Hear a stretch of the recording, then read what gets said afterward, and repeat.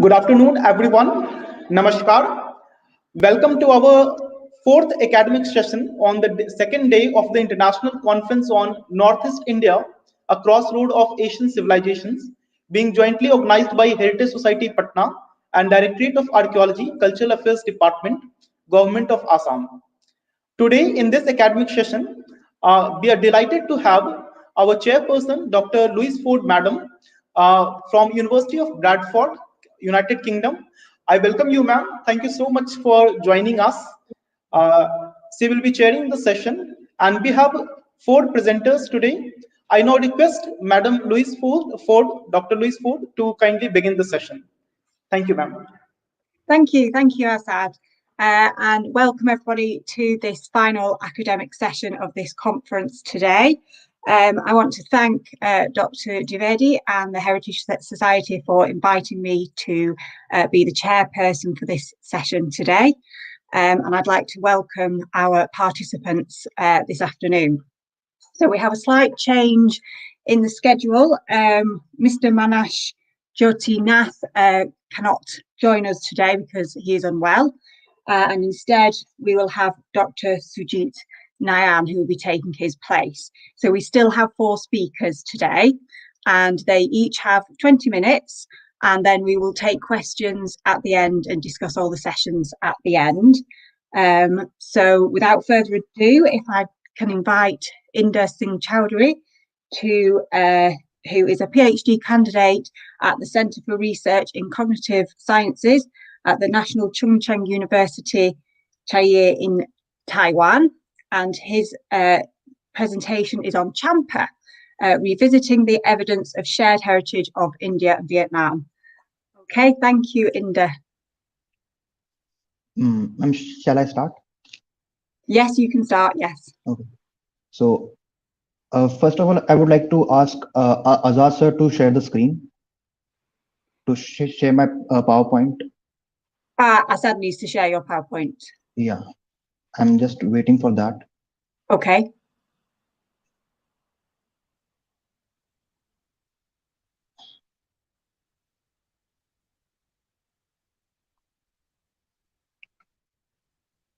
Okay. A very good afternoon to everyone present over here. In Taiwan, it's right now good evening. So, my sincere hello to everyone over here. So, it's an honor to be here. I want to give my sincere thanks to Directorate of Archaeology, Cultural Affairs Department, Government of Assam, Guwahati, and Archaeological Exploration and Excavation Department of Heritage Society, Patna, for providing me this platform to share my work and thoughts, which I gained through my own work in Vietnam for the last 1 year. So I will directly start with my presentation. So my presentation is on Champa. Champa is a ethnic group in Vietnam, which has its links to a common link with India. So, I would be sharing those evidences with everyone over here to revisit this beautiful Champa community in Vietnam. So next slide, yeah. So geographically, it's in Vietnam. So you can see in the picture over here that it's in ancient time, from around 1st century AD. It used to be like 1,000 kilometer of empire, like lengthwise. If I speak, it was like 1,000 kilometer of empire itself. So the archaeological vestiges prove that the kingdom of Champa, called Linji by Chinese and Cham by the Vietnamese, can be traced back to 192 AD in the present day Ho. Ho is is North Vietnam, a place in North Vietnam. And according to Chinese sources, uh, it can be stretched over the coastal area of today's central Vietnam, reaching the banks of Mekong River and encompassing the highlands of central Vietnam at the time of at the time of zenith of its power. So next slide. So so let's get into the history of this Champa dynasty. So it started from the first king the ruler appeared as Sri Mara in 182 AD, and the last king was Po Chong Chan, uh, whose era ended in 1822. The strongest king known is Chebong Gya, and he ruled for like almost 30 years, and that was the main period where the Champa dynasty was at its top. And also it has a lot of, not a lot but few female queens, and that is very rare to be seen in history, that there's a queen, there's a ruler as a female ruler. So that is also very shows that how developed this community was, how open thoughts of this communities were at that time. So next slide.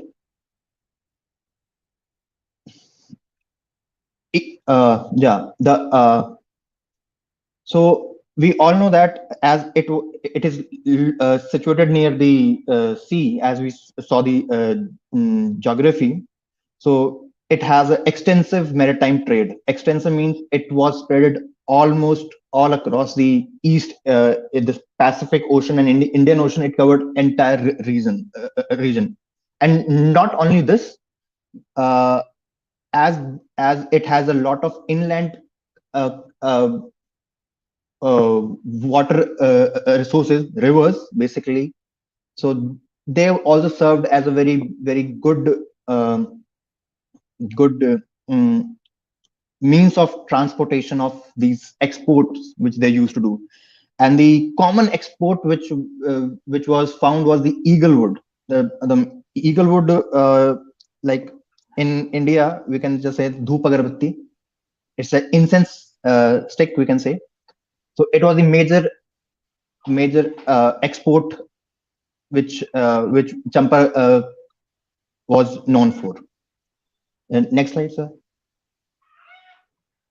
A religion, basically three religion can be seen in the ancient time. That was Shaivism, the Hinduism, Buddhism, and Islam. Islam came later, around 9th to 10th century. It came, but but it's still very prevalent. Islam is also very prevalent in Cham community.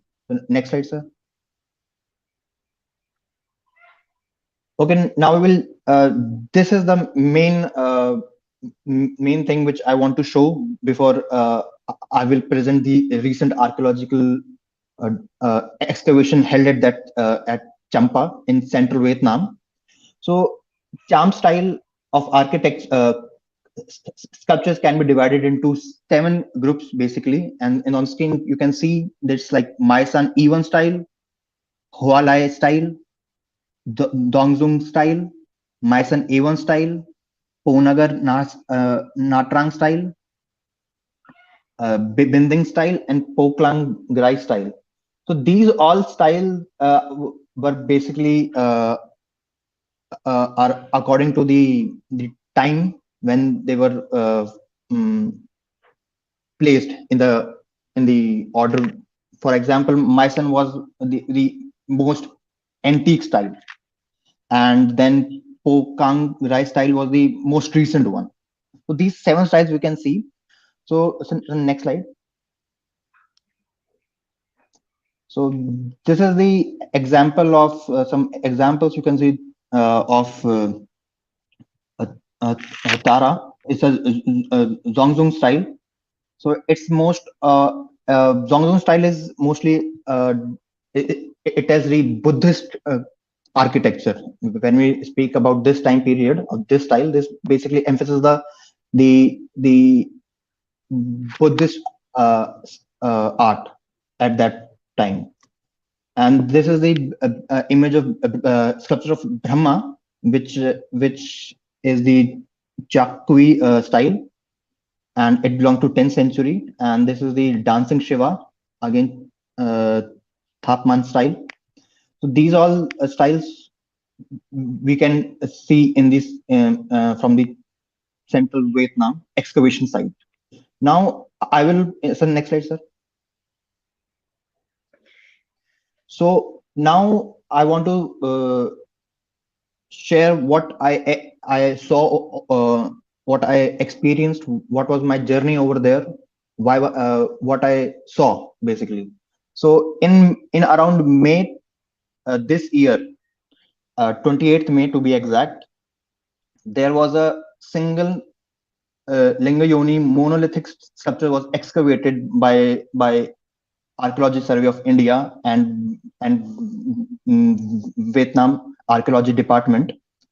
So this was a very great achievement for both the countries, because this again tells us that there is a very strong evidence of the shared culture basically between us, which we have. So this was one Linga Yoni monolith structure which was excavated. It was 2.24 meter into 1.68 meter, and this was the second. Yes, sir. You can move to the second slide, sir. Yeah, and not only this, we the ASI team, they also excavated a very beautiful 4 pillars of worshipping station, and they were like intact. And I hope soon this year or next year they would be you would be able to see them in Vietnam Myson Cultural Heritage board. They will place there. I hope they place very soon. So this is a sandstone stone sculpture, and it is highly detailed. You can see from here, but due to some issues, I was not able to take a lot of pictures. We were not allowed to take pictures. Basically, we were not allowed to even enter the site without prior permission. But what I was able to take from the local newspaper, Vietnamese newspaper, local Indian paper at that time, I'm able to present over here. So next slide. So the ASI team was led by Mr. Jalihal Ranganathan, and the leader of the conservation group at Maisan. So he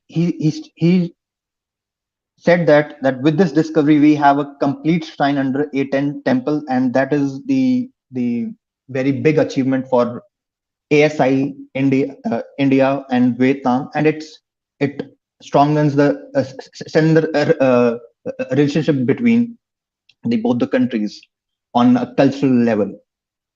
So next slide.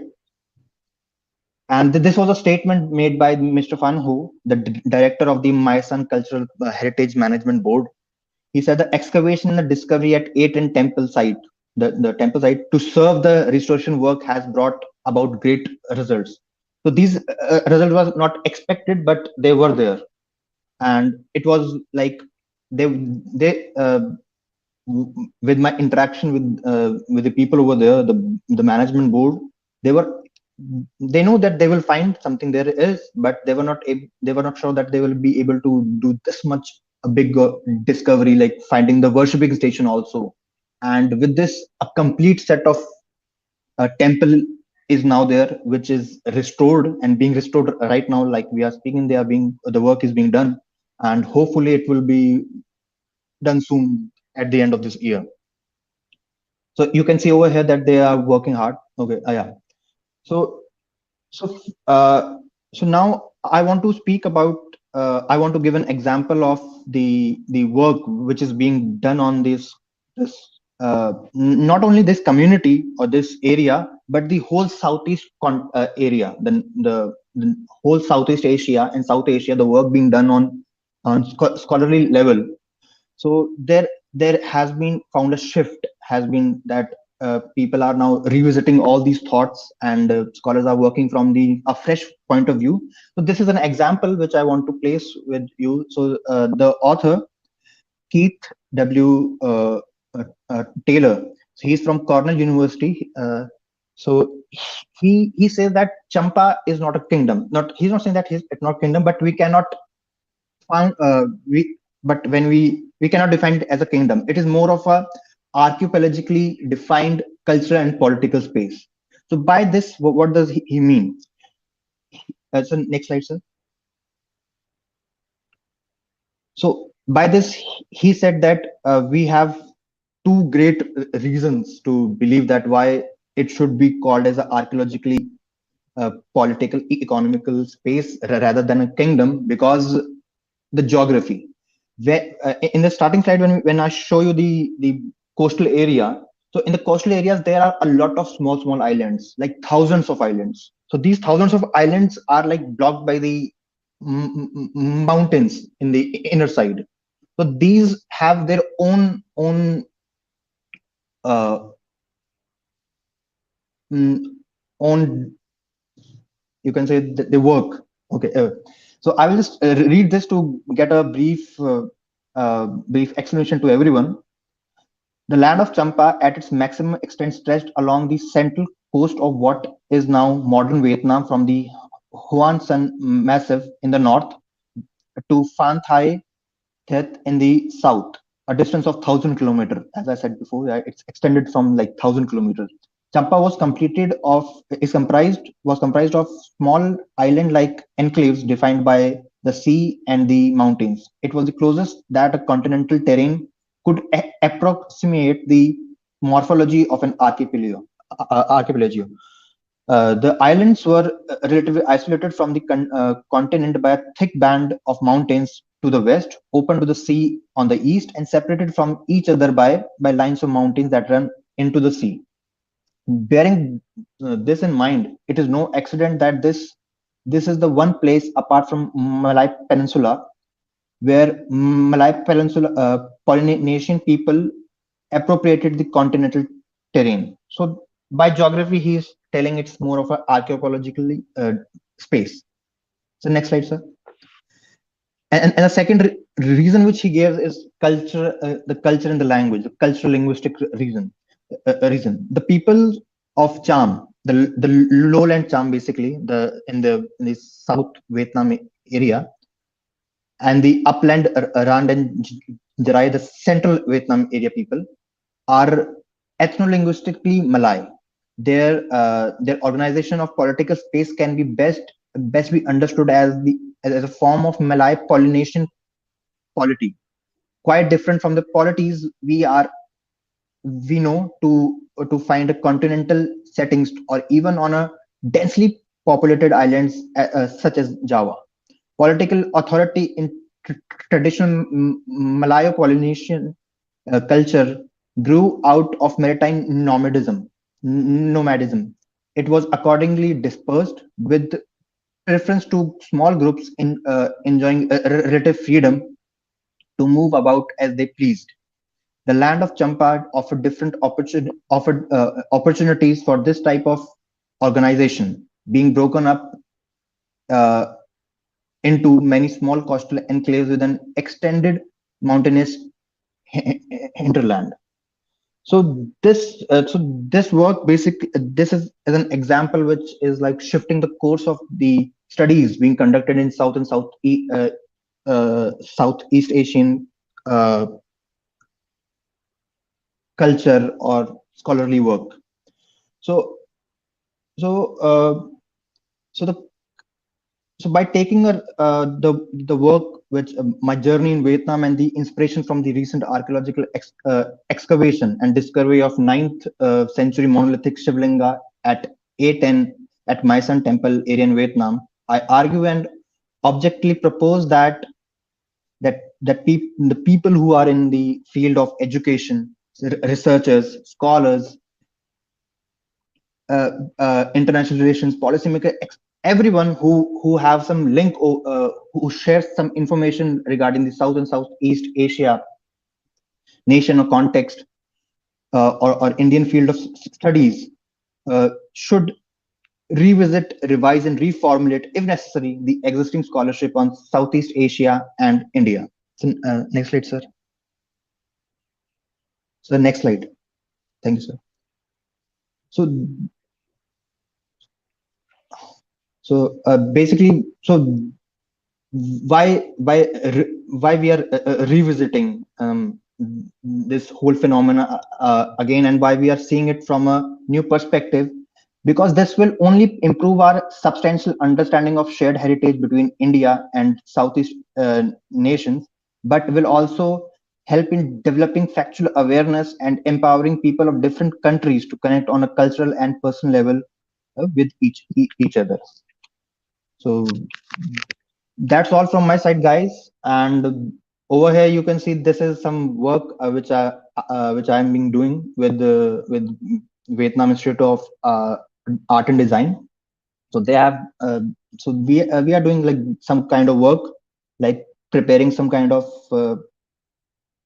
creating awareness among the common people of India and Vietnam. It's very it explains the ethnic group of Vietnam and how it is linked to India, and how and what are their means, what they do. Since next slide, and what is their lifestyle, what are their festivals, so that people know that what are the common things they share among themselves. So it's kind of a small initiative we are taking to create awareness, cultural awareness between the both the countries, Vietnam and India. And I hopefully think that it will be fruitful in coming future. So thank you for your precious time and kind attention. Any suggestions?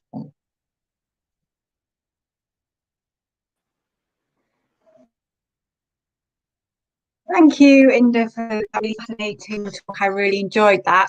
I do have questions and comments, but we'll leave those till the end, until everyone else has spoken, and we'll discuss all the papers together.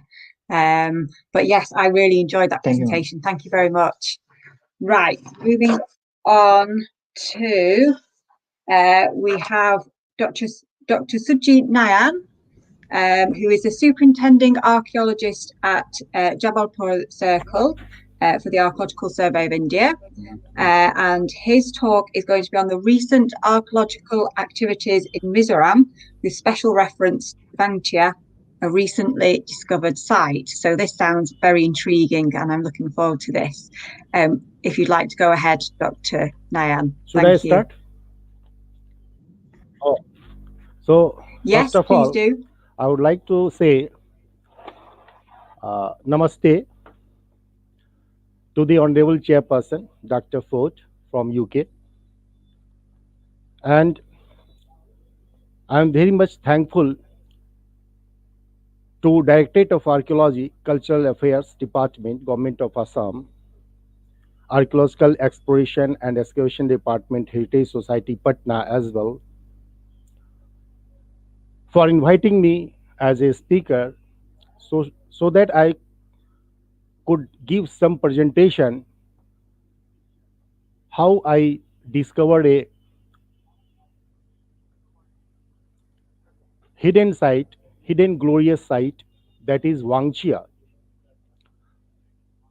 Wangchia is situated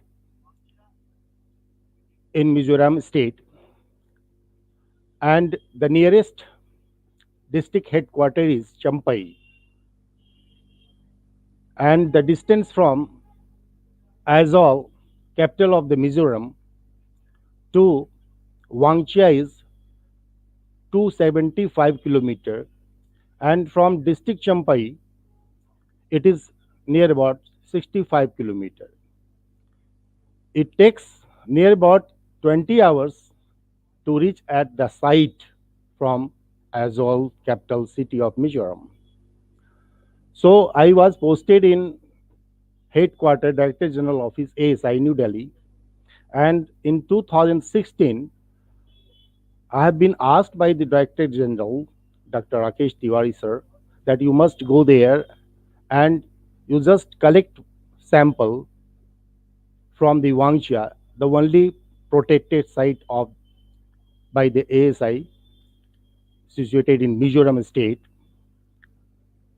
And because there are 217 menhirs roundabout, earlier it was 171, and it was engraved. So I went in 2016 and I excavated one trench. I took one trench and collected charcoal sample for carbon dating, because the local people, inhabitant of Mizoram, they used to speak that we have come from China and we settled here after 1750 AD. So this type of belief or concept I used to hear from all local people, scholars, leaders. So I thought, no, actually, we have to think that whether they have come from China or other part of the Northeast or Southeast Asia. So excavation can only reflect some picture whether they have come from China or not. So that is the issues and our objective. I wanted to excavate in a large scale, but in 2016 I excavated for only a month, in the month of January, and in course of excavation I went into the jungle, and it was too difficult to enter inside the jungle, deep forest. But however, I could manage to enter, and I found there were so many hidden structures, stone structures, megaliths. So I just documented few structures at the time of exploration inside the jungle. When it was clean, I found more than 55 structures in 2016. But I couldn't excavate it because I had not too much time. So I could not excavate in a proper way. So when I returned back, then I asked the then Director General, sir, you must post me there because there is a separate circle. It has been announced in 2016, separated from new circle was created in 2016 as whole circle, including Manipur and Tripura state, three states. So it was challenging task for me. I joined in 2017 in the month of November, and then I went once again at Wangxia site, stayed for 2 or 3 months, and I excavated and cleaned the jungle. I just wanted to know whether it has been extended in other part of this Wangxia village. So I found that it is spread almost in 40 square kilometer. So there is a settlement, well settled, well planned. So it was really mesmerizing for me that in such a harsh condition, how they could manage to cut the stone, to build a pathway, staircases, a township like that. So it was really amazing for me how it could have happened in earlier. So when I in the meantime I got one dating from Birbal Sahni Institute, that is 1400 1500 AD, 1450 AD, and one date from Beta Lab. Pardon, Beta Lab is I got 1450 AD, and from BSIP Lucknow I got that is 600 AD. So it was really interesting. So I excavated more than 5 or 10 trenches there, And next, I would like to show. So this is the slide. You see, the inaugural function was next slowly and slowly. So this is inaugural function. The then governor of the Mizoram inaugurated, and 2016 I just published one booklet type. So they inaugurated in what I did in 2016, and you see there is survey plan of Bangshia, that is contour, and you see the different terraces. So every terrace is connected with the stairs by stairs made out of stone. So I first time I just found 1, 2, 3, 4, 5, 6, 7 terraces in 2016. And there is a menhir site. You see here is a menhir site. That is protected area. This zone is protected area. And we went inside the jungle and found this type of structure, cairn circle, megalithic structures, uh, boundary wall, bastion, pathway. So you see, there are so many structures. So I just managed to put the structure number, structure 1, 2, 3, retaining wall like that, RW is retaining wall, 13, 14, like that. There are more than 50 structures. So I have taken only one corner of the contour, and you can see how it was spread, and one from one terrace to another terrace, they just constructed stairs, even pathway. This is a charcoal sample from where we collected charcoal sample for dating purpose. And deposit was not too much, only habitational deposit was only 50, 70 centimeter. Yeah. So this is chilim, hookah, you can see. Cigar pipe like terracotta, and but that is, you must notice, you might have noticed, this is polished. This is not terracotta this is, but this is polished one. This is also polished one, and there is a design the lower base. You see, ये सब grinder है, sling balls हैं. So you see the charcoal sample from where I have collected this hearth. There is hearth, and just below there is a rock bed. So lower level. So dating is 600 AD from this level. You see the board dating, BSIP, Beta Lab and BSIP. Board dating. You can see. Post holes. These are post holes. These are pot sheds of red ware, buff ware, grey ware.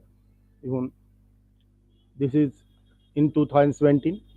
We excavated, and I found that the deposit is more than 1 meter, because it is whole habitation is situated in a very slopy area, and hill is too steep, so it might have washed out most of the material, and habitational deposit might have washed away due to rain, because of heavy and torrential rain most of the year.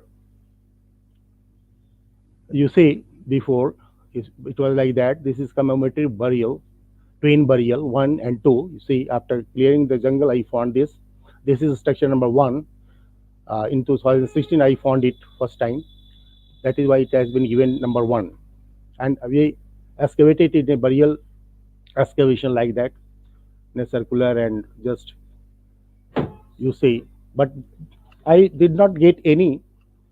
I didn't get any human skeleton or anything. You see, structure number 2. This was earlier, it was like that. When I cleaned, I found this, and then there's structures. And this is the aerial photography. And you see, there is a very interesting thing what I found. You see, above this, you can see post holes, but these are not post hole only, because the depth of this hole goes up to 1 meter, and A diameter is up to 50 to 70 centimeter. It varies in shape and sizes, and even depth varies from 10 to 1 meter, 10 centimeter to 100 centimeter. So, what was the objective to construct as such holes spread in almost 40 square kilometer?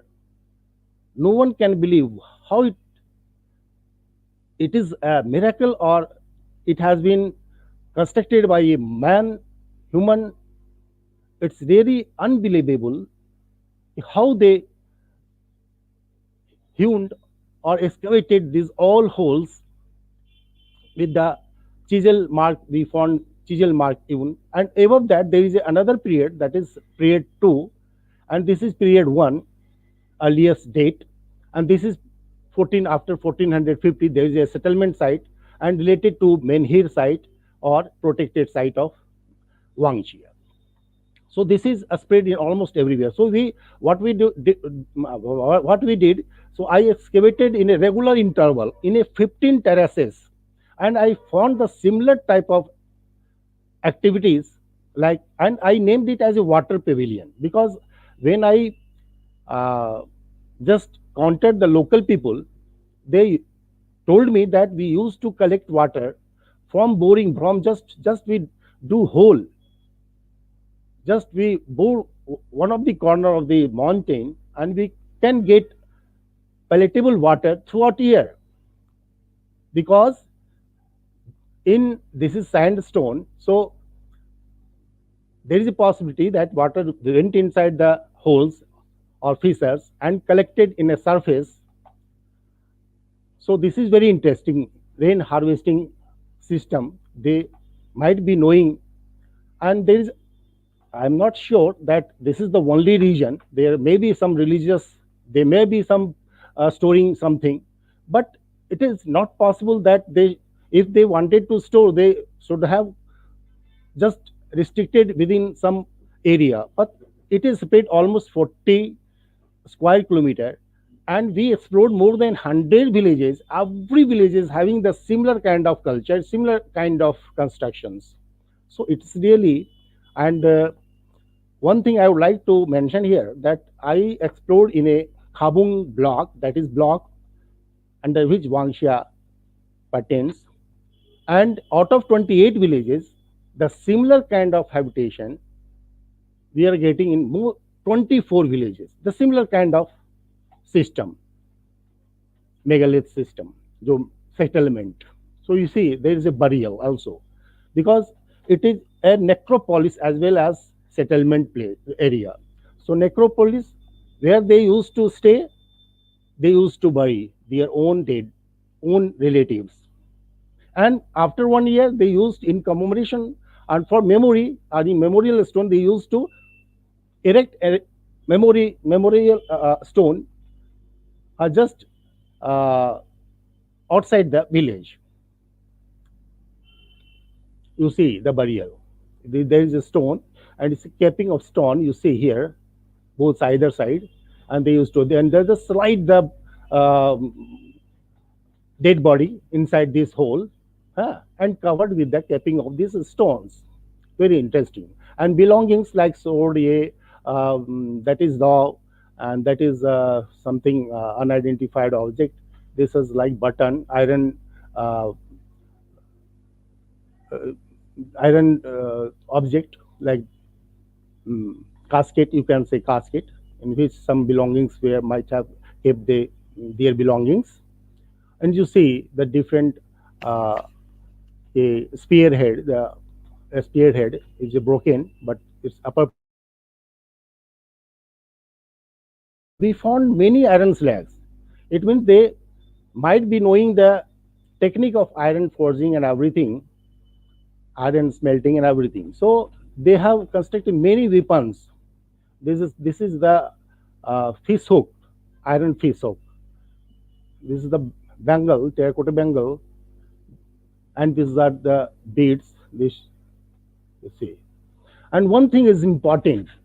You see here a phallus. That is starting from the Harappan civilization.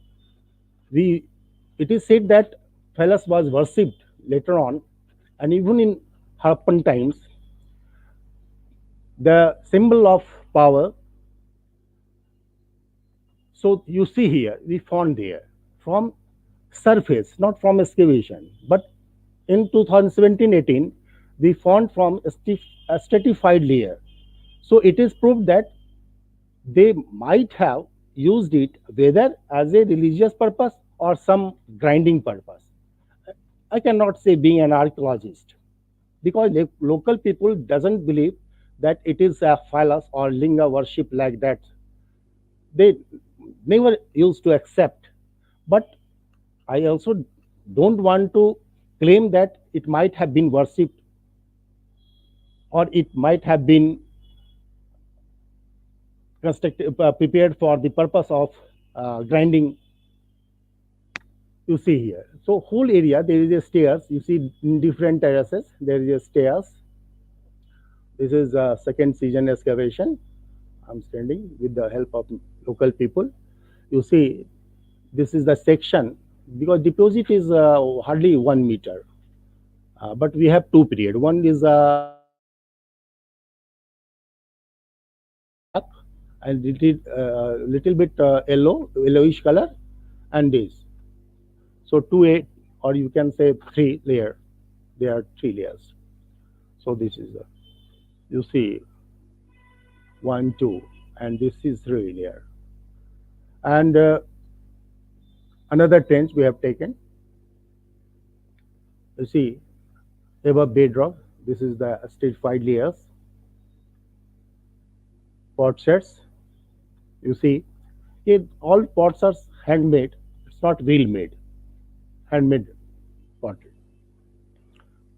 You see all the pot sets, and you see this is another phallus I found from Khabung RD block. That is the 40 kilometer away from Wangxia village. So it is polished one. It's very interesting. So it is believed by the scholars that Neolithic of the northeast region is very late. I mean, it starts from 13 up, 14 up to 14th century AD. It sometimes in some locality, or starts from earlier time might have been.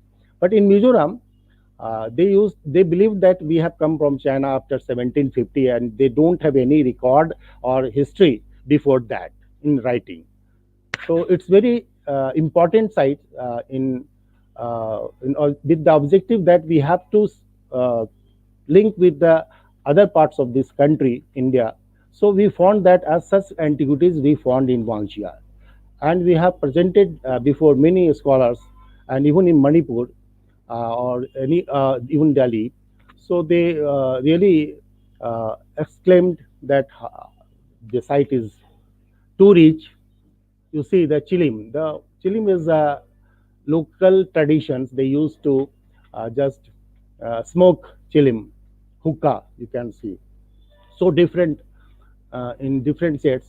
You can see this is part of broken part of hookah chilim, and this is a ceiling balls of terracotta, and this is the net sinker. Net sinker. You see here. They used to tie it up from this point to this point, and this is net sinker. You see a stone phallus. You see 1, 2, 3, and it's a grinder. This one, these two are grinders maybe. This is the phallus. You see, this is also one of the unidentified object. This is but polished one. It's very unique, and this is also uh, tools, and it believed that it might have been used in late Neolithic period in Mizoram also. Earlier, it was not noticed. These are the dabber. This type of circular stones might have been used for patting the clay during a leather hard condition. They used to just with the dabber and this stone they used to just spreading the surface of area of the pot or jar. So this might have been used. Still they used sometimes. You see the different tools, chisels, like bangles, copper bangles, anti-money rods. This is also, you see, these are the spear, cap, spear, and these are the, you see, this is the foundation of the structures, and above that, they might have constructed a superstructure like room and veranda, and these are the holes here. So you can see this is the stairs from 1, 2, 3, 4, 5, 6 stairs, and this is surface. This is another compartment, and below that structure, the similar kind of holes they have constructed. So this is the one block, and you see the holes everywhere, similar. And this is the storage yard. It proves that there is a habitational site, and there are so many human activities noticed during the excavation. You see, structures, so far as the structure is concerned, we found the stairs from just going from one terrace to another terrace. So sometimes it went up to 32 stairs, some courses, 1, 2, here is 9 only. You see, there is a bund also. This is the same burial. And this is the, at one of the edges of the hill, it is a 50-meter long wall and 4-meter width. Its width is 4 meter approx. So it is believed that they might have just protecting their territory from the intruders or invaders from Burma or other part of the state. So this you see here, this one, this figure, this is a retaining wall, and above that a structure, below that there is another terrace. So this is the street, clear-cut street, and this you see, this is a natural basin. Natural because naturally it is protected. One side deep, steep hills. No one can come or for invasion inside the settlement area. And another two sides, it is already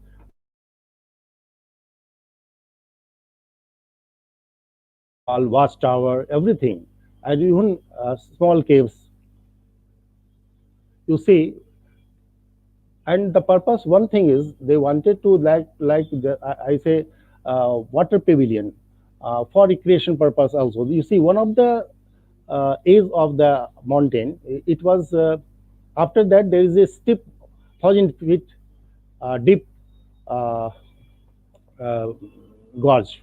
So they have this is the fish motif, and this is the elephant tusk. You see tusk and the head.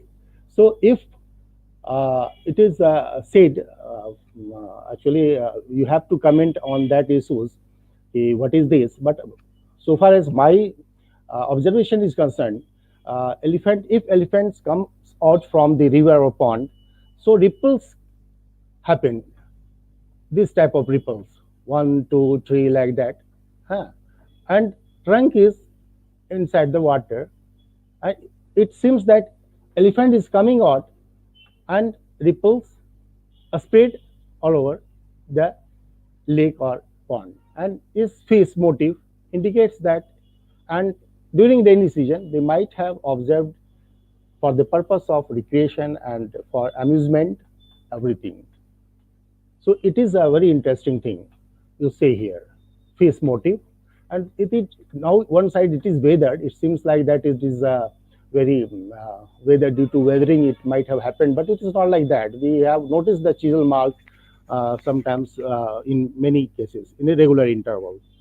So you see another structure we have excavated, and you see here the similar water pavilion in different terraces I found. I was moving on that at that time, and it was clicked, and you see the same this or this, you see. And there is another water pavilion, you see here. It's aerial photography, a drone photography. It has been taken. So during rainy season, it was taken. You see, at one of the part we have just created as such things. Another structure below that, you see the similar condition.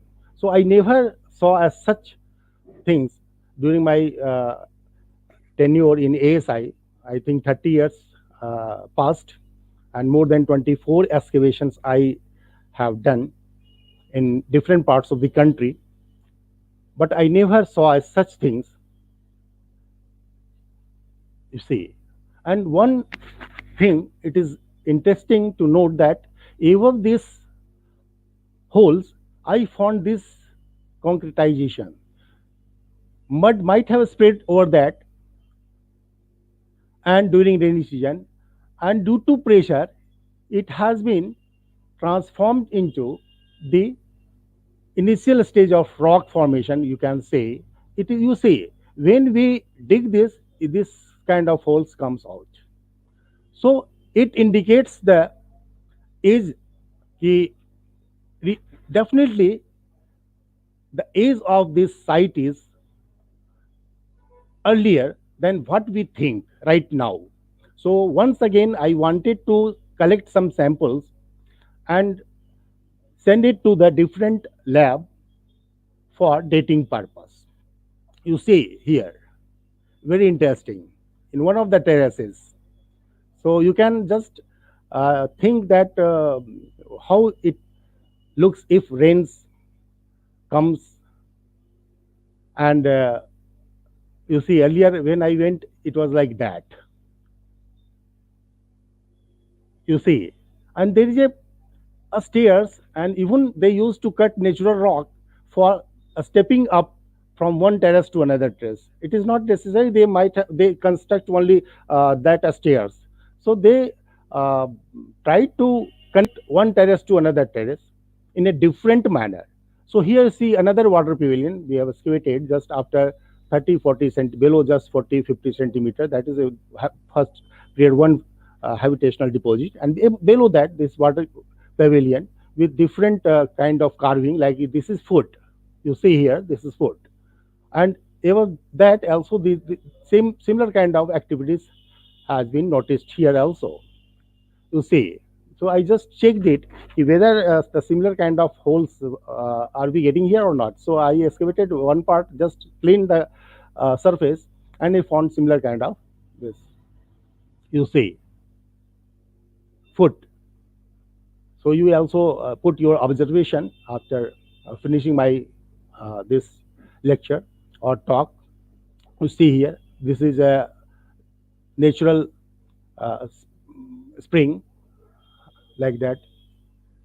You see here, foot. Here you can see this is the foot. Yes, close view of human foot. You can see. So, and you see here holes, the chisel mark. It is clearly noticed from these holes, and one holes I collect as such pottery. You can imagine more than 3 trucks pottery we have collected, more than 3 trucks.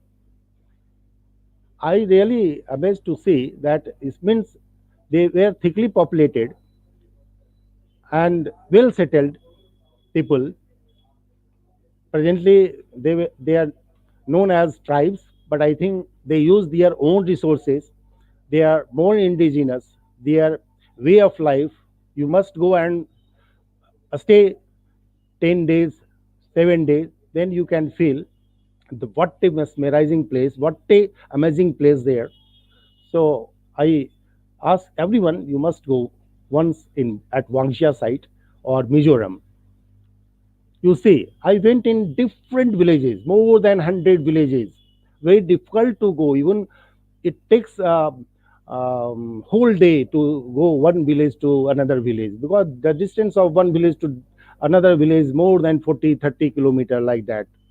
So you see, whole village is situated as such holes. So we clean some of the holes in different villages, Dung Talang, Lian Pui, everywhere.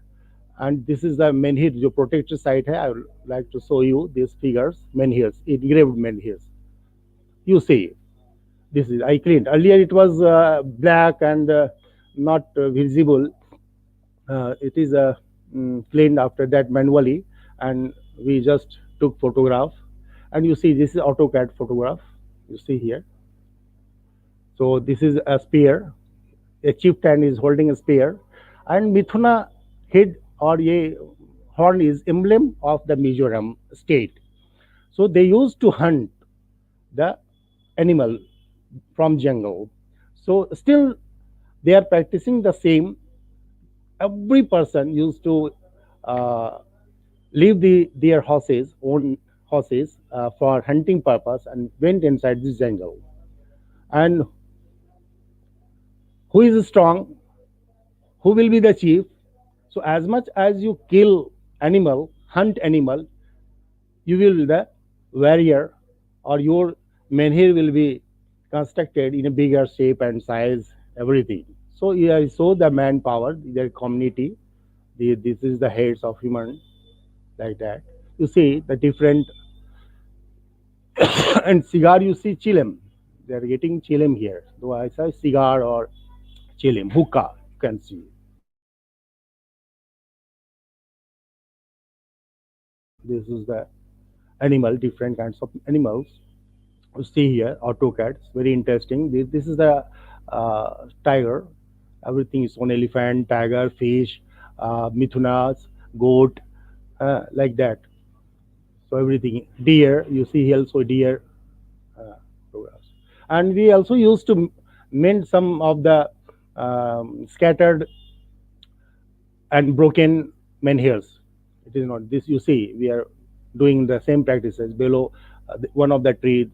I found intact menhirs, engraved menhirs. You see, this is a Russian archaeologist who stayed with us for more than a month in Wangxia, who was doing all these things. I asked her to do all these things. You have to just excavate or clean the surface, and you can document all menhirs in a proper. You see, earlier it was like that. You cannot see anything, observe anything, but after manual cleaning, it was like that. So a similar kind of menhirs. It's a barrier. It's, you see, and different, not only one. We had protected only one earlier in 2015, but in due course of excavation 2017 and 2018, 19, so we discovered more than 4 or 5 sites, menhir sites, in a different locality, in a different terrace. You see, one of the area was cleared, and we found many menhirs, and all menhirs are broken. So it can be said that, or from my side, or so far as my observation is concerned, that they might have been attacked by the outsiders, and they just damaged their settlement area badly, and they empowered to local chieftain and everywhere. And it is known, Mizoram is known as gate, entry gate from Burma or Southeast China, area, Southeast Asia. So this is also known as entry gate. You see different. This is menhir site number 4. Another, we have cleaned and documented all these things. We have less time, so I will finish it within stipulated time. And petroglyphs. You see the different. When we used to go near Tiao River, which is a boundary of the Burma and India, and it is situated 10 to 12 kilometer from the site, but its aerial distance is only 4 kilometer from Wangxia. So you see, here is very interesting. Here is shown as a stairs. It might be coming from heaven or some sky. So from here, it starts from here. You see here engravings. Here stairs. Yeah. And this kind of we never noticed in Bangshia, neither in Bangshia nor nearby area. We have explored more than 100 sites, but we could not get as such celestial kind of picture or motifs you see here. Like uh, I mean to say another part of the this earth. So aliens, I mean to say, but whether it is alien or not, what they wanted to show, I'm unable to disclose anything right now or conclude anything. But it is up to you. You must discuss about this. And this is another petroglyph too. When we go after 500 meters, 300 meters, so we are continuously getting the similar kind of different kind of petroglyphs with different motifs and designs. You see another petroglyphs. You see, I found. Here you see one of the biggest menhirs we found from here. I think 10 kilometers away from the Wangchia site, just at the bed of Tiao River, near the bank of Chiayi River, and we found, and it was earlier blackish, so we cleaned it manually, and we found there are 98 uh, animals depicted, and birds and animals depicted in this. The length of this is 3.5 meter, and width is 2.5 meter. So it's very massive menhir, one of the biggest menhirs in Mizoram. It's a group of human. These are the animals you see here. This is the motifs. This is the chieftain, main warrior, and after that you can see here many his associates or village partner. There are so many. These are animals. All animals, they didn't depict it here through AutoCAD. You see here in another part of the village, one of the villages is situated just 8 kilometers away, Sajib. We found similar elephant. You see here elephant. This is a tiger. They wanted to just. This is deer. So everything is engraved here. Very interesting. You can see here. So one thing I would like to mention here, grandeur is. I found many grandeurs also, and in various villages, different villages. I went inside the villages and found the grandeur is like that. Still kept in one of the local, I think, sculpture set or museum, mini museum like they have constructed, and they kept this like that. Yeah, grinding, it might have been used as a grinding purpose, and the similar pillars, polished stone, they kept it. You see here, but difference is this is cylindrical and tapering from one top to bottom. So you can see here difference between grinding. You see, 28 villages, out of 28 villages in Khabung RD block, there are 24 villages, the similar kind of structures and settlement pattern, little bit variation in terms of carvings and things. You see the pot in different villages, quite impressed like that. You see. Another excavation I did, trial trench excavation, just in the Khabung RD block. And it is also spread in almost 10 square kilometer, but I could explore within 5 square kilometer, and the similar kind of structure and holes. But here holes is shallow. You see the depth of this hole is hardly uh, uh, 5 centimeter to 10 centimeter, and you see here in village area. But one thing is important. It is in symmetrical, very symmetrical, at regular interval. But at Wangchia, we are getting not in a symmetrical manner, but it is in different and various shapes and sizes. Here is symmetrical everything, and also we are getting the deep holes here in one. And this is Samthang village. All are very uh, archaeological potential sites. There are so many villages we explored. So some of the villages I would like to show you. These are the weapons, different iron weapons we found during exploration. These are the weapons in different village like that. revisited proposed sites. We have also proposed some sites for protection purpose, and we have a proposal has already been submitted for 4 sites: Lianpui, Dongtlang. Lianpui, the similar kind of 141 menhirs are here engraved in a Lianpui village, situated hardly 35 kilometers away from Wangxia. And this is Dongtlang, another megalithic settlement, bigger megalithic settlement. And you see here another Falk one, it's also megalithic settlement, and Dung Fulian. So 4 sites we have sent it for protection purpose. You see field training. We have given field training to the local students of Wangxia and even Heritage Management Delhi.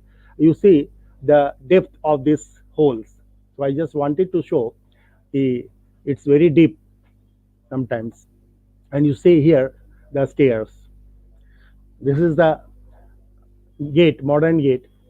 Inside this is a protected area, menhir site, and this area is a habitational site.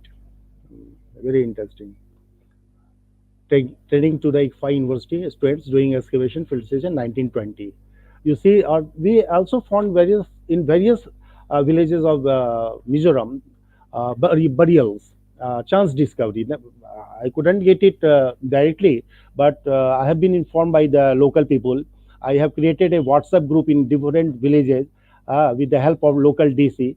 There are 8 districts, so we have sent everyone later that you must join with me.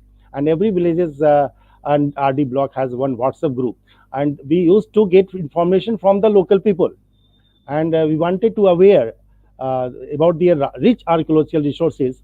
And really, I somehow could manage to draw attention about the archaeological potential sites and everything. So they used to inform me then and there when anything they are going to construct anything like horse road. So just they click, sir, we are getting like such burial. So then and there we used to go. We used to go there and we just collected all samples and everything. So we have, there is a Mualungthu, I think 100 kilometers away from Azol city. This is the Wangxia burial. And this is another burial, pot burial of Jampui Hills. It's very interesting. It was found in Tripura border. So the similar kind of culture, and still they are prevailing similar kind of culture, and local Mizo people used to live in that area, Jampui Hills area, and they used to say that we are from Mizo people, we are Mizo people. So they informed me, and our team went there and collected the similar burial, but there are so many belongings like semi-precious stone beads. It's later activities, but somehow it is, I think, 15th, 16th century AD, late activities. Let's see. You see different burials, but you have seen already. This are pot burial at Morokti village, like that. We found pot from these 2 halls. Stunning findings in Mamit district after exploration initiated in 1670 by Milan Chawle, the then superintending archaeologist of the Guwahati, and later on Tejasgarh, DYSA of Azol Circle. They were he was running the Azol Circle from Guwahati initially in 2016 after the creation of the newly created circle, Azol. You see here, this is a Makar Pranala. This is the border area. This is not actually Mizo culture.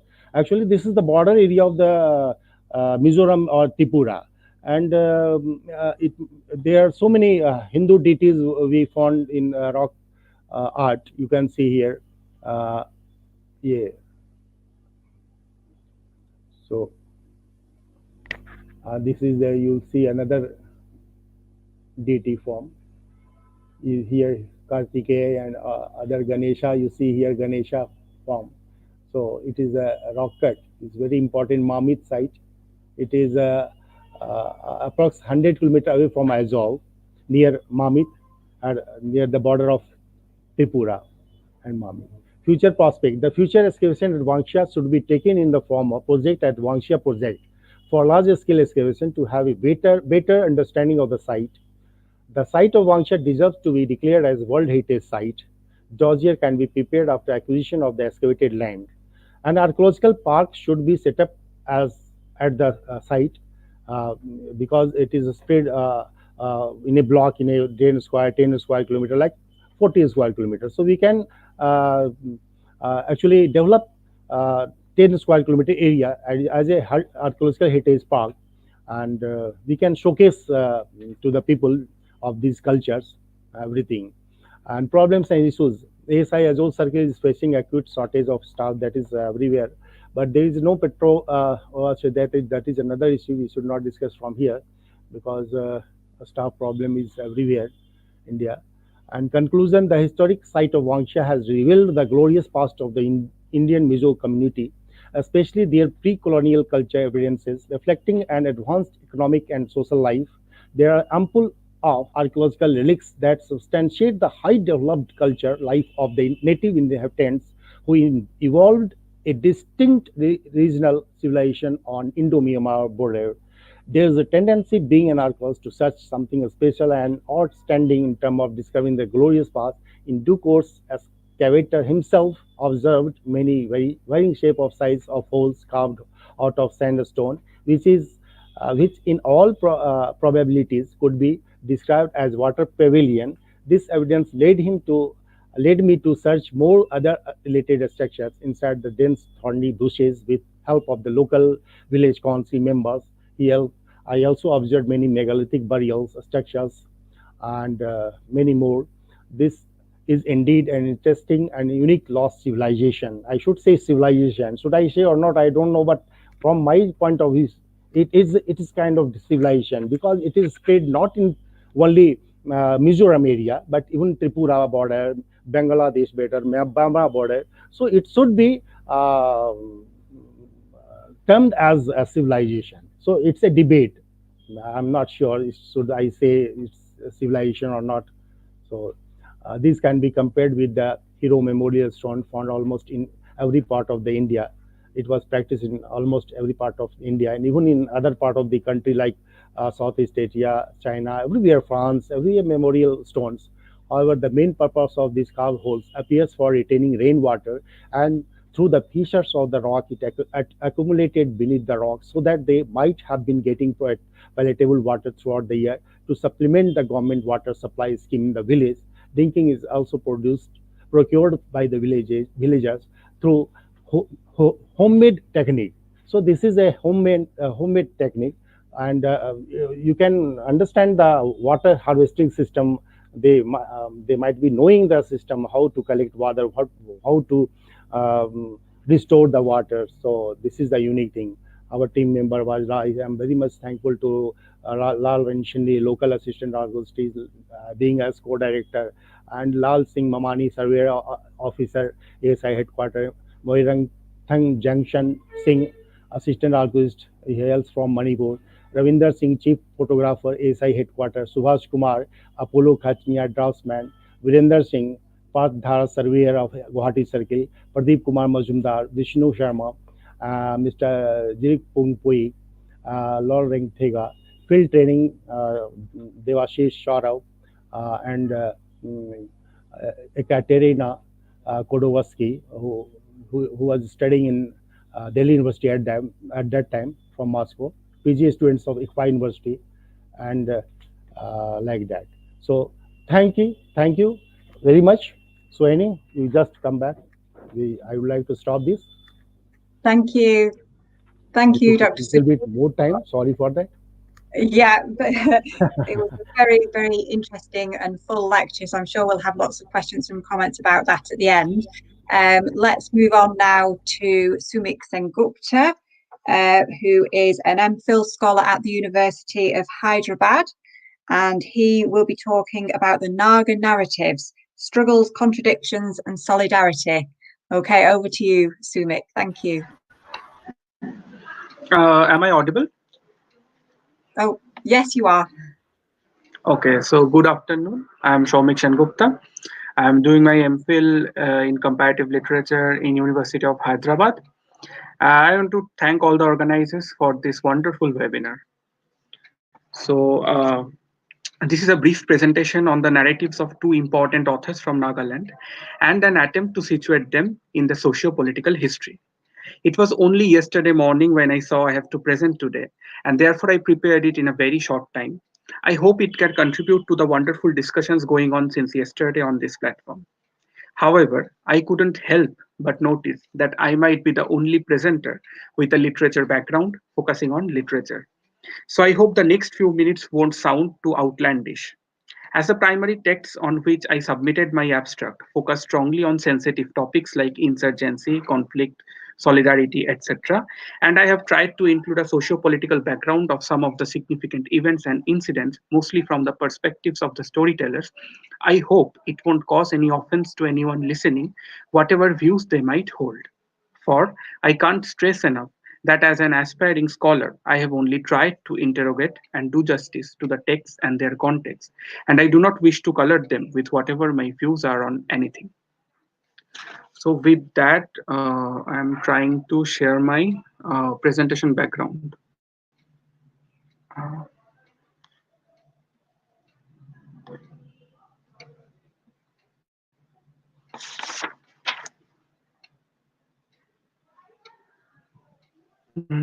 can you see my presentation background?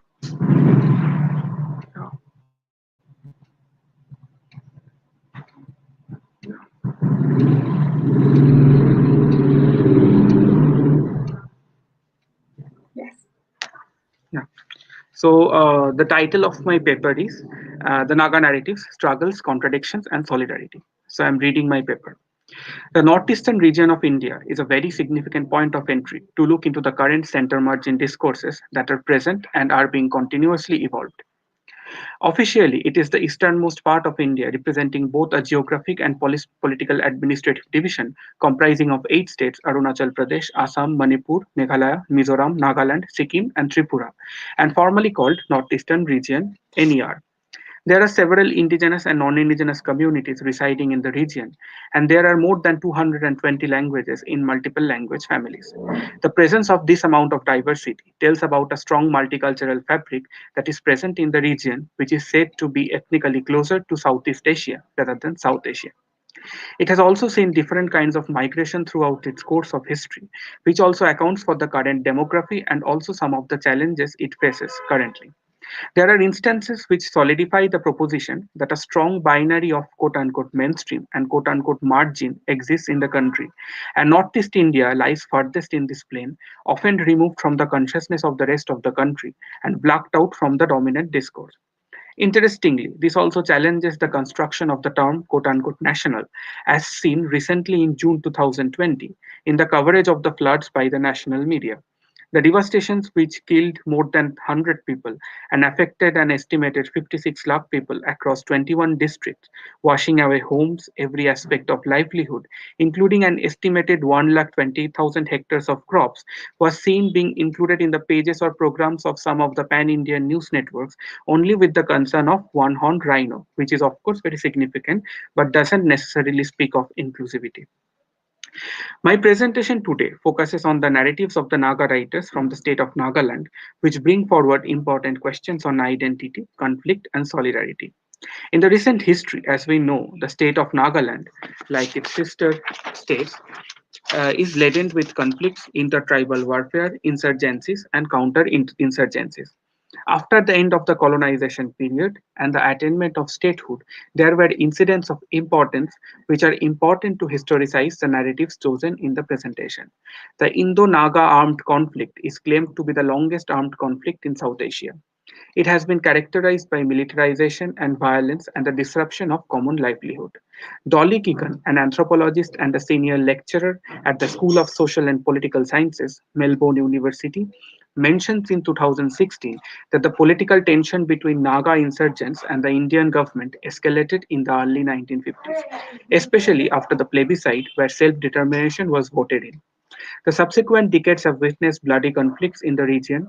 In 1997, there was a ceasefire agreed on between two parties, but it got eventually disrupted as the possibilities of repeated dialogues fell through with the advent of newer conditions, and it is still away from a point of resolution. In another significant occasion, there was Oinam incident of 9th July of 1987 at Oinam village in the Senapati district. On that day, the NSCN, Nationalist Socialist Council of Nagaland, and the Assam Rifles entangled in a conflict which further ascended Operation Bluebird. A newsletter of Saheli, Women's Resource Center, provides a detailed account of how the aftermath of it resulted in the killing of 17 people, 12 dying of starvation and lack of medical attention, including 6 babies and numerous gender violations. The National Crime Records Bureau of 1963 also records an increased rate of crime in the Assam state and Naga Hills in the years 1959 to 1962.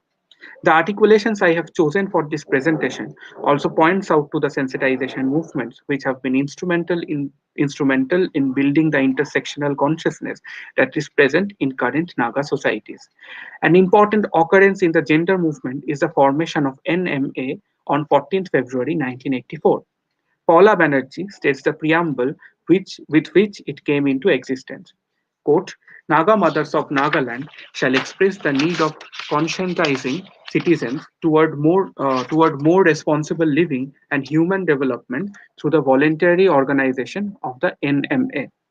The Naga Mothers Association, since its inception, has tried to act as a responsible civil society formed by women in Nagaland.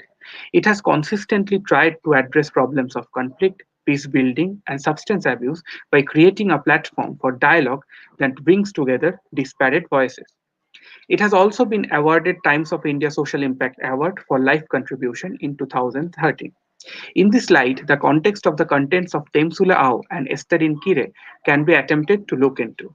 It is also necessary to highlight the aspect of the narratorial voices being of women, since they have been at the receiving end of systemic marginalization for a long time.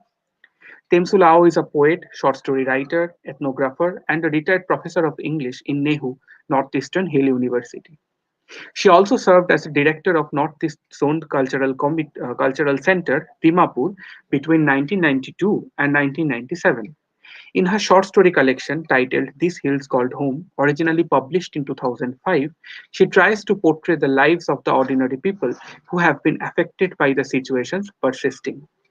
In her own words, what I believe I have done in the stories is to portray the human suffering on account of the conflicts, and therefore the conflicts themselves were used as a background only. The emphasis was not to identify winners or losers, but to empathize with the quote victim unquote on both sides. The scenario has drastically changed after half a century of off and on attempts at finding a solution to the Naga problem. At this point of time, it is difficult to say if the transition is forward or backward. Unquote. The Jungle Major, the introductory short story in the collection, depicts a brief instance of the conjugal life of Punaba and Khatila, their associations with the quote unquote underground structures, and their secretive meetings amid strong surveillance. In Swaba, meaning idiot in Aunaga, we see a young boy of village losing his life in the complicated circumstances involving the lackeys. There is also terrifying tale of Apeno from last song, where her singing amidst the tension, perceived as defiance by the armed forces, resulted in her bodily violation and death. In the story The Curfew Man, there is an ordinary man who finds his job in spying the insurgents roaming after the curfew time, only to meet a tragic fate and suffering quote unquote physical deformity for life ending his family's dream of living a normal life. The Naga communities have traditionally survived on basis of knowledge and skill transfer from older to younger generation, which is shown getting disrupted in the current circumstances in the pot maker, where Arnella, a skilled potter, refuses to pass on the art to her daughter's bearing. There is no place of that in the modern survival. We can see the idealistic young boys experiencing disillusionment after joining the insurgency groups in the story Shadows, being caught up in the harsh reality of power struggle. The tradition of writings is a very recent phenomenon for the Nagas, as the storytelling for long had been performed orally. In An Old Man Remembers, we find stints of it when Imtisashi, who has been a part of the underground forces for a long time, begins to recall and tell his violent past to his grandson, facilitating healing. It is very difficult to separate conflicts and struggles from the ordinary lives of the Nagas, as it is present in some form or the other, as portrayed in these short stories of ordinary lives. Insurgencies in this context have been defined by scholars and thinkers of different backgrounds. Chandrika Singh, in Northeast India Politics and Insurgency, has defined the term as a discontent of a group of which uses violence to achieve its goal. The article also adds that it is not an association of armed robbers or dacoits. Rather, it is born out of some committed ideologies of a particular group, a sect, a tribal, or a community, religious or secular. Shubir Bhowmik states that the ideology of Naga insurgency is best defined as based on a deep-rooted historical ethos of independence that developed into a struggle for secession from India. Sajal Nag points out certain objectives. Insurgency may break out against a particular regime, particular persons of a regime, particular structure and salient values of a regime upholds, or with for particular policies or biases of a regime. In all such possible cases, the prime objective of insurgents would be to capture power and replace the political community. Watitula Longkumar in her article states, in the contemporary literature, on many occasions, terms such as insurgency, revolution, guerrilla warfare, terrorism, and freedom struggle are often used variously interchangeably in the Nagas' fights for the sovereignty. It is also important to note that the stories mark how land is important contributing factor to the identities of different people, and the relationship between man and land determines the ethnic identity of the communities. The short story as a genre has been very appropriately used by Temsula Au to put forward her concerns. In the post-independent India, we see the rise of short stories as an important genre to place the concerns of the margins in a very short space, highlighting particular concerns very boldly. The brevity of the form also helps to build an inclusive readership, as with mostly a systemized framework where concerns come forward as very decipherable as opposed to some other literary genres. Esterin Kire is a poet and an author currently based in northern Norway. She writes mostly about the lived realities of the people of Nagaland. In her recent novel, A Respectable Woman, published in 2019, and also other writings, orality forms an important aspect. According to her own words, quote, I felt we needed to create written Naga literature. We have so much oral narratives, but the oral dying out, it's all going to be lost. With the advent of British colonizers and the American missionaries, the oral traditions of the different Naga communities have gradually transformed. There was no written script for the Nagas for a long time, and with the translations of Bible and the efforts of Anglicization, there was formation of Nagamese Creole, which facilitated the writing in English from the 1970s. The Battle of Kohima in 1944 during the Second World War is explored in the novel I have mentioned. The Japanese invasion and the subsequent war days, the destruction of the city, and the silences for the losses suffered have ruptured the movement of oral narratives to the newer generations and proved destructive in the transfer of the community knowledge. The novel revisits the traumatic experience in the lens of Konuo, a woman who revisits the memories because of the request of her daughter, Kevinu, after many years. Konuo's stories are based on her fragmented memories of lived experience in contrast with the objective versions of history readily available. Creating a historiography through literature can be seen in other projects by different Naga writers, and this can be also critically looked into in the similar ways as an attempt to make the lived experiences survive, often in contrast with the written history, which can be critically looked as written in an ethnocentric and androcentric perspective. The space of novel also gives scope to include voices of other generations, contexts, and intersections to create a polyphonic narrative. The novel tries to include the narratorial voices of Kevinuo's childhood to bridge the past and the present, which are often disconnected. It also situates the increasing alcohol abuse in the Naga society in the context of the post-war days, with the increasing alienation and frustration associated with the conflicts between armed forces. In conclusion, it is very important to identify and resist homogenization, which is often prevalent with the usage of the term Northeast India. For the varied lived realities present in the region should be celebrated and not clubbed in a monolith. It is important to resonate with Esther Kira here, who says very clearly, and I quote, let media stop defining the Northeast by the conflicts going on there. Let media focus on ordinary people and their lives. Let exoticization of the Northeast stop. Unquote. It is also important for any research to take note of the separate histories of the different Naga communities and locate their consciousness of identity with respect to their lived experiences. As already shown, the memories constitute an important part of this narrative and should be acknowledged as such. As Dr. Debosri Dottorai says, the spectacle of memory has been benumbing. Temsulao asks what one is to do when the memory is of pain and pain alone. A memory that is not of distant past but continues to linger and persist in the present. Thank you. Thank you very much, Sujeet. That was really, really interesting. Thank you so much. Right, move on to our final presentation of this session, who is Dimpi Sonoval, who's a research scholar in the Department of Folklore Research at Guwahati University in Assam. And the title of her presentation is The Spring Festival of the Sonoval Kachari Tribe of Assam, which sounds very interesting. Over to you, Dimpi. Thank you.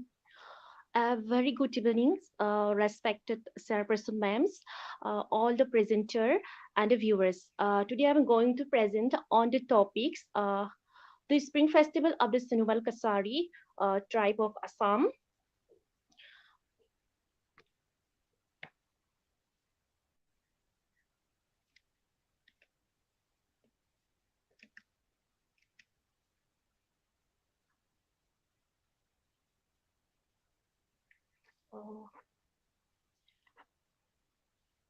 Sir, please press more. The spring festivals of the Sonoval Kasari is known as Kuring Kuring Baito Puja. It is celebrated to the second Monday in the Assamese month of Fagun or Sot, that is February or March after the Maha Sivratri. This festival is celebrated to mark the beginning of a new year by the Sonoval Kasaris.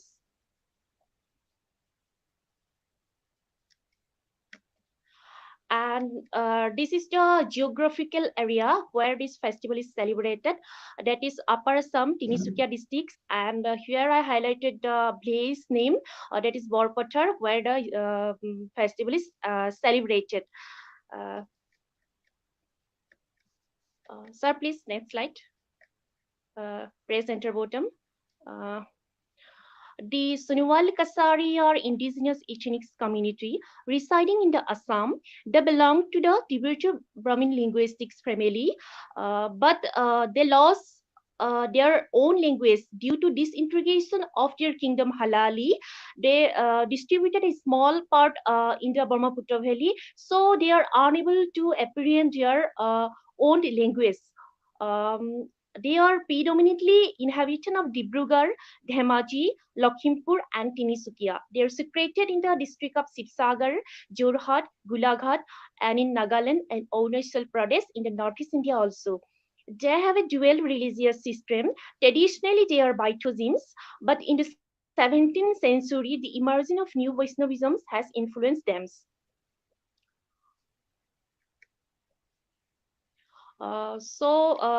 The festival is all about the rituals and folk dance and folk musics. And this festival is celebrated in the Baito temples.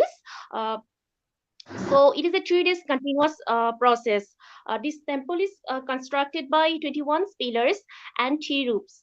Among the 21 pillars, 7 pillars denote the 7 clan of the community, and another 14 pillar denote the 14 subclan of the community, and 3 ropes of the temple signified their religious instructor, Kiring Raja, Gazai, and Manai. The pillar of the temples. Sir, please next slide. The pillar of the temple made by a Gandhara tree, and that is the main pillar. The Sonoval Kasari are called its gambus. These pillars goes out of the roof, and it is shaped like a appendix of the banana plant, which is the symbol of breedings. This pillar is associated with two four faces earthen lamps. Both light represented the symbolic unity of the Purus and Prakriti. Purus and Prakriti means the male and nature. Among the two earthen lamps, one lamp is lighted for the welfare of the four creator, such as Uran, those who can fly; Buron, those who live in water; Gajan, tree or such as those which grow brings, and Brahman, the human beings. While the other is dedicated to the Kiring Raja, Gajai, Monai, and Fulkor. Sunumal Kasari imagine the main pillar as a Sivlingam. Sir, next slide. The main pillar is, sir, please next slide. The main pillar is surrounded by a wall with 9 corners and one door through which life savings birds come in and goes out. At the 9 corner, 9 earthen lamps are lighted during the puja times, and these 9 lights are depicted the 9 sisters of Lakshmi Devi. And this puja is started the Monday midnight. So there's a two kind of rituals. And first ritual is started at the Baito temples. The Purus puja is held at the Baito temples. The Rajaguru, the chief priest of the Baito temples, started the ritual from midnight of Monday to till the mornings. And Prakriti Puja is held at the Bhuruli Hall. Bhuruli means the Parvati. Soika, the chief priest of the Bhuruli Hall, started the ritual, and associated priests also helped him. Here, 33 crores gods and goddesses are placed for worships. After complete Baito temples and Bhuruli Hall worship, they sacrifice into grain. Grain sacrifice is carried on a pair of pigs by the Soikya at the Bhuruli Hall. So, folk dance and music. For the noon of the Thursday, they perform 4 kind of ritualistic dance and songs. That day they consider as a Uruka. That Uruka means the day before the New Year's. First, they perform the Haidang the songs or dance. These songs are considered to be the first and oldest songs of the Sinuwal Kasari. It is said that Ha means soil or earth, Dangs mean creation, and Day means songs. It has 11 chapters. Through the Haidangde song, they express the life cycle of the Sinuwal Kasaris, who have created the universe, mankind, origin of their 7 clans and 14 sub-clans. 14 devotees perform such kind of songs and dance at the Baito temples. The next one is Log Bihu. Through this Log Bihu, they evoke the Bardosila, the mythological goddess of nature, and spread the news among the community that their new year is coming. This Bardosila awaken the earth toward the cultivate, create the love for each other, give a new look to nature, and also sexually become active for new. Here, totally 18 boys and 18 girls perform these songs and dance. Then the Dhanguti Day Git. Through this Dhanguti Day, they are ceremonially welcome of the rice seeding goddesses Lakshmi Devi to the earth. The last one is Husori. The Husori of the Sinuwal Kasari consists of a pair of the Shiva and Parvati and other god goddesses, and impact basic knowledge about human body and mind, advice for household activity, food habits, morality, etc. They reflected the sorrow of their golden past, their historical background, and activity of the social and household life, filled with hopes of desire of the past, present, and future. Through this Husori, they formally welcome their new year, which is called Bihunumua. And here in the third picture, which one is single, you see there one long bamboo post used for perform the husori, which is called toka, with 9 hollow portion in between 10 joint. The bamboo post reset on the 2 pair of the pegs and at both ends. They symbolize 4 type of creator. 9 hello represent 9 sister of the Bordosila, and 10 joint represented the 10 in creation of the Shiva. And witness there, that is the last day of the festival. And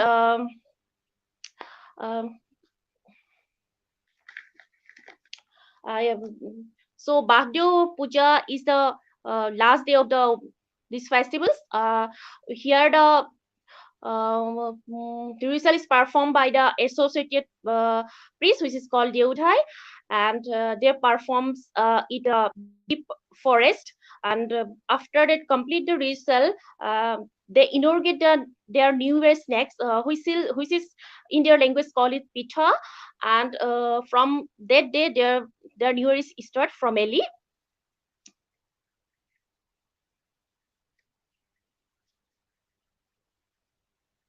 Then I come to conclusions. Sir, please, next slide.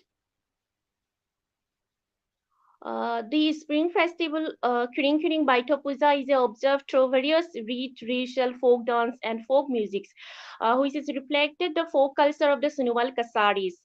Folk dance and the folk music has been an integral part of their folk life, which has contributed in building up their unique identity through these spring festivals.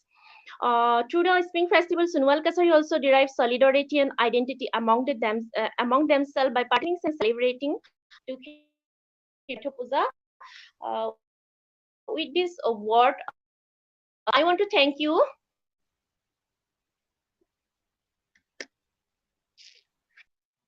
Okay, thank you very much. That was a very interesting presentation. Thank you, Dimpi. Okay, so if anyone has any questions for any of our speakers, please can you write them in the comments or contact either myself or Azad with questions. Has anyone got any questions amongst the participants themselves? Do you want to ask each other any questions? No, I have some questions then. Let's start with Inder's presentation. I found that very interesting because it's more closely aligned to the research that I do, particularly looking at maritime trade between India and Southeast Asia. So it's sort of slightly later date than I look at, well, only very slightly. I look at the early historic period in India. So I wanted to ask whether any Indian ceramics have been found at Champa, because that's my area of particular interest. And I was wondering whether any Indian ceramics have been identified at any of the sites within the Champa region.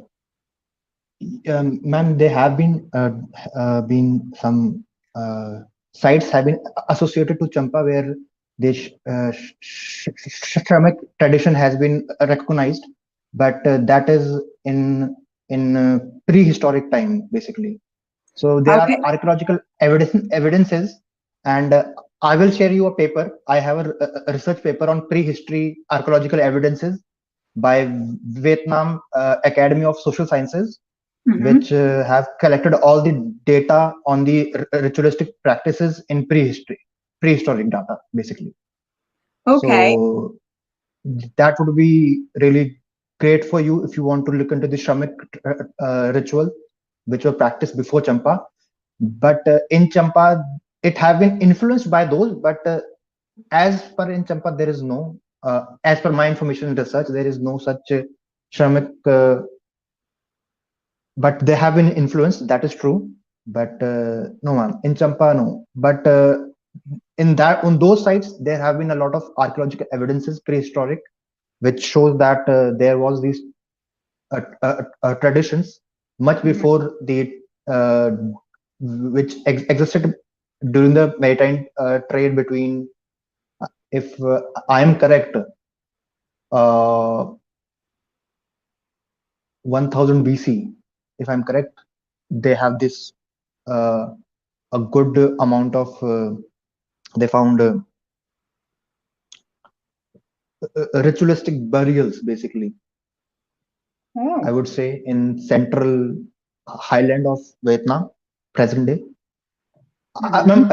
It would be better if I share that paper. You will get a lot of information from that. Okay. Yeah.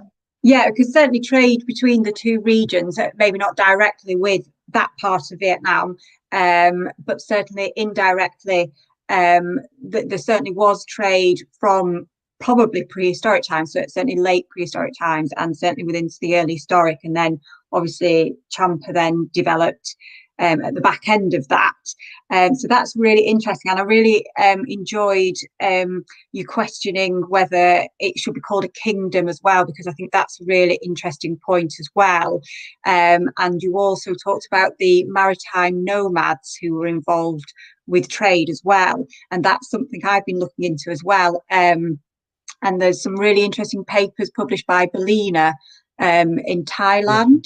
Yes, are you familiar with her papers? Yes, so all that, that concept of sea nomads that she's written about. I just wanted to check whether you were aware of those concepts, and I find that really, really interesting with sort of early trade relations that was actually more quite independent, and rather than centrally controlled, and you've got people just working for themselves, and but covering huge areas of land, transporting goods all over the place. So it's really quite interesting the way that was organized. I think I believe you completed what I wanted to say, that regarding the trade and the real, like like the kingdom part is like really questionable in that area. Not only to Champa, but a lot of Khmer. If you go into Burma, these all regions, because you would be knowing in prehistoric time, the trade was basically a lot of trade was inland due to rivers, the river deltas, and it was inland basically. And I don't claim that the maritime trade came afterwards, but I believe with certain logic that initially the trade began in the intercontinental area in prehistoric time, and later on when they discovered other routes with other archipelago nearby, not very far, like 50 kilometer, 100 kilometer, they found, then this maritime trade started in Southeast Asia, and then it became around then it went to Indonesia, Japan, and all over in a very slow period of time. But I believe you have completed what you were saying about the kingdom.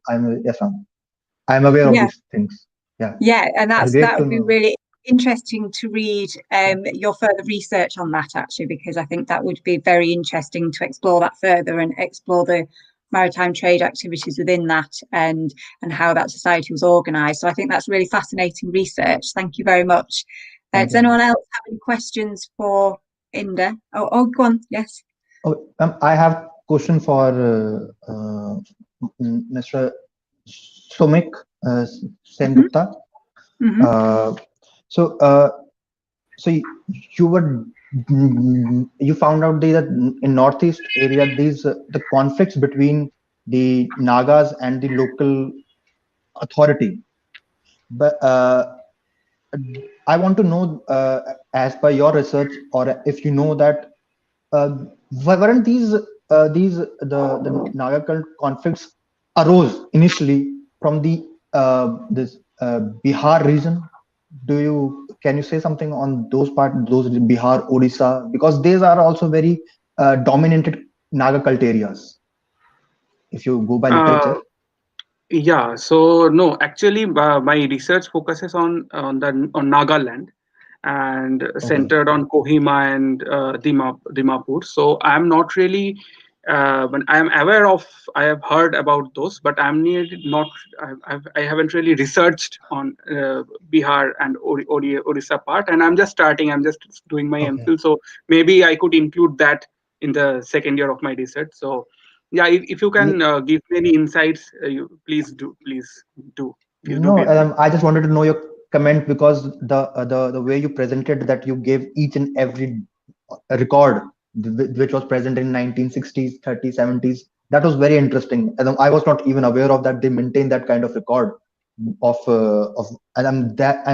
the atrocities happening on people like this, and which is coming through their poems and literature, because such culture, which I am aware of as per mine, is of, like, I've seen in Bihar, Orissa, and these areas I have noticed more. So I was able to relate your research to that. So therefore, I was very interested that if you know something like similar data, if you have of these areas, that would be also interesting. I will research about those. I will explore those later, surely. Yeah, it's basically a comment, or not a kind of comment slash advice. That would be like a holistic view of Naga people, basically, because Naga cult. Yeah, I'm aware that Naga cult. Your research is over there, Naga. But when this Naga cult, the whole thing comes up, it's on a more broader. Uh, and I'm giving a few points here and there. That would be a better thing, I think, and that's my input to Yes, you. yes, It was a absolutely. great presentation. I enjoyed thoroughly. Thank you. And yours was great too. This was great too. Yeah. Yeah, brilliant. Can I just ask Soumik very quickly? You talked about the book An Irrespectable Woman. I didn't catch the name of the author because it sounded really interesting. So I think I want to find the book and go and read it. Yeah, it's A Respectable Woman by Esterin Kire. Esterin, Easterine, Kire, Kire, Esterin Kire, who Okay. currently lives in northern Norway after she received threats from various groups. So she is currently living in northern Norway. Right. So yeah.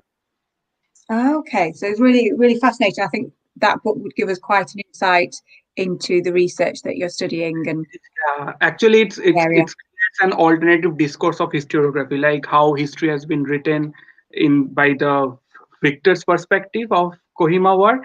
It actually negates that and actually presents those events in the viewpoint of a mother who speaks about these events after 40 years. So Mhm. it actually tells about the lived experiences of that woman during those time, and actually contrasts the hegemonic discourse which reeks of ethnocentricity and also androcentricity. Yeah, absolutely. Yeah, that sounds really, really fascinating. Okay, does anyone have any questions for? Oh, go on. Yes, Inder. I have a question for Miss Dimpi. Okay. Yeah, For I Dimpi. have one question. Yeah, if she's available. Yeah, can you Okay. come online, Dimpi? I'm not sure where she's gone. And I'm not sure where Dr. Sujeet's gone either, because I had questions for him as well, and he doesn't seem to be here. And I don't know where Dimpi's gone either. Okay. Okay. Okay. I think we might have to wrap this up then, because if we don't, I haven't seen any other questions in the comments for either of your presentations, and the other two speakers don't appear to be available, so we can't really ask them any further questions, which is a bit unfortunate.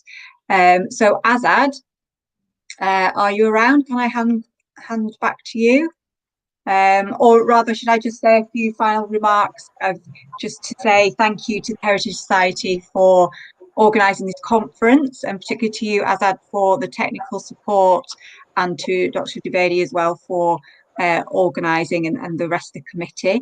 It's been a really interesting conference. And I'd like to thank all the participants who've been presenting today. They've been really interesting presentations, very mindful, thoughtful presentations, and some of you are also very young and very early in your careers, masters and your PhDs and things. So I think it's really important that you're getting out and presenting at these international conferences, because it's really good experience to get feedback on your research. And so I congratulate you on that, and I wish you good luck for the future. And thank you so much for inviting me to moderate this session. So thank you very much, Azad. Thank you, ma'am. At the end of this brainstorming academic session, which is also the last academic session of our conference, uh, let me present my thanks to everyone present here. First of all, I'm very thankful and I express my deep gratitude to Dr. Louise for chairing the session and for taking out time to join our conference. Thank you so much, ma'am, for joining us. I also thank all the presenters and speakers who joined us in this academic session. Thanks to Inder, Soumik, Dimpi and Dr. Sujeet Nayan. Congratulations also to Dr. Sujeet Nayan for his beautiful discoveries. So thank you to all the speakers for your very beautiful, interesting, thought-provoking presentations. At the end of this session, after this, there is a valedictory session, and a vote of thanks will be presented by Heritage Society and Directorate of Archaeology for everyone. But on behalf of myself, my sincere thanks to all the participants who are joining us from different social medias. Thanks to all the viewers as well. And there will be a cultural session in the evening today at I think 6 p.m. Yeah, at 6 p.m. There will be a cultural dance, Satriya dance by Dr. Mallika Kandali and her group. So there will be a cultural session also at the end of this evening. I request all our viewers, participants, delegates, speakers to be present and enjoy the session in the evening as well. So thanks to everyone once again for joining this session. Thank you, everyone. Have a great day.